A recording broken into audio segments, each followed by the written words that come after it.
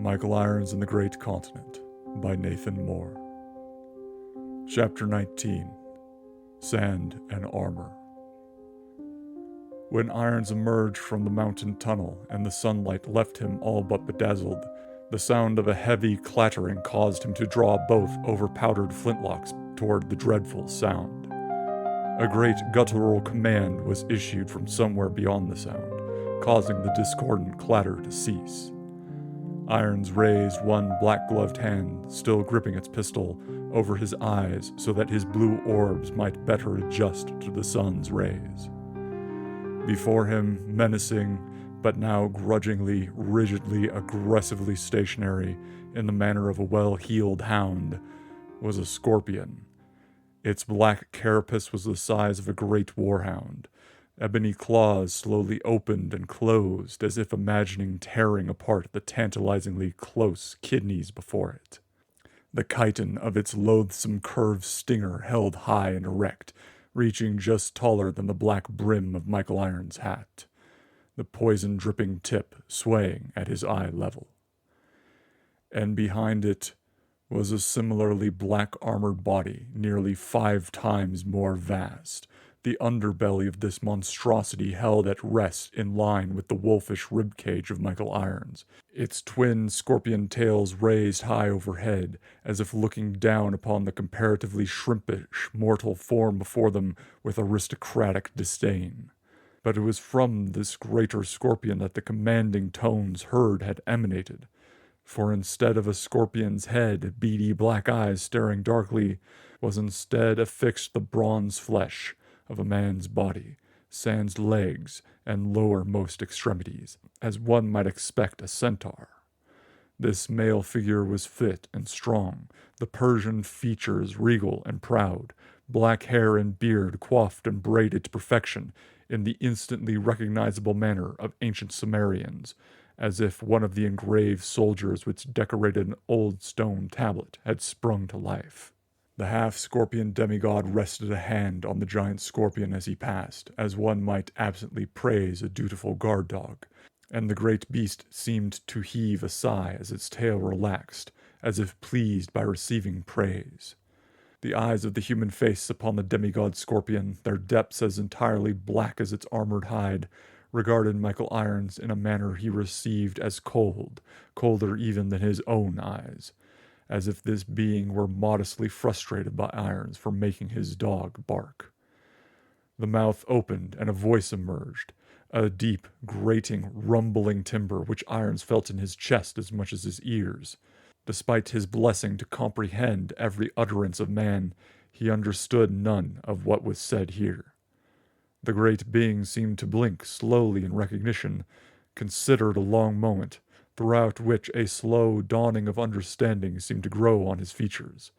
When he spoke again, it was with an amicable, bemused smile, as if greeting a long-absent comrade. "Well met, wanderer!" And the bronze-skinned demigod raised a calloused palm in greeting. "Forgive my previously absent manners and my hound's over-eagerness.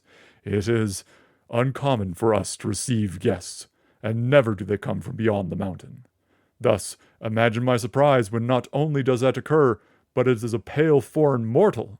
The scorpion demigod smiled broadly, white teeth gleaming in the sun. "I have maintained my post for a very long time, yet still does this world surprise me."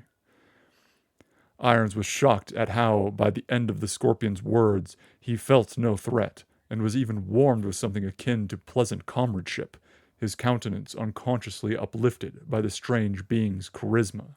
This very realization made the brow of Irons return to its usual contemplative furrow, as he wondered if there was an unnatural aura at work. "Who are you?" asked Irons, his neutral tone now almost offensive, as if to instinctively shield himself from whatever connection the demigod's natural presence seemed to try and form. The scorpion's smile returned to a more polite framework, perhaps out of respect for Irons and his preference for emotional solitude. "I have no name," the demigod answered simply, then seemed about to ask a further question, before regarding Irons in a way of realization. Then a radiant smile emerged in full force one more. Good. The Scorpion Man laughed. Good! Ah, I doubt you understand what you did. It would be very clever if you did, but even to manage it in ignorance, I consider myself blessed of good fortune to see it happen. Irons was silent, and despite his taciturn stoicism, such a creature could likely perceive his confusion. You were pursued, and you managed to go left when it went right, in a manner of speaking. I assure you, the one who hunted you will not find you in this world. The demigod's eyes sparkled with genuine respect. Well done. Realizing the Scorpion spoke of the Great Bear, Irons nodded once, more out of relief than understanding. Then he surveyed the rocky desert that swept down and away from the mountains. This and a glance at the sun gave him a basic notion of time and cardinal directions, but there was no orientation to be found beyond that. Which way? Pardon? Point, Irons asked simply, and I will travel that way. And if I do not point? The accompanying smile was bemused, entertained even, not cruel or taunting. Then I will walk northwest. The smile on the Scorpion Man's bronze face lingered. Then he pointed. That is north by the reckoning of the stars. Polaris holds the honor this season, if I have not lost too much track of time. He dropped his arm and smiled down at Irons once more. Travel thence, and you will find what you seek. And what do I seek? The bright teeth gleamed, looking strangely sharp.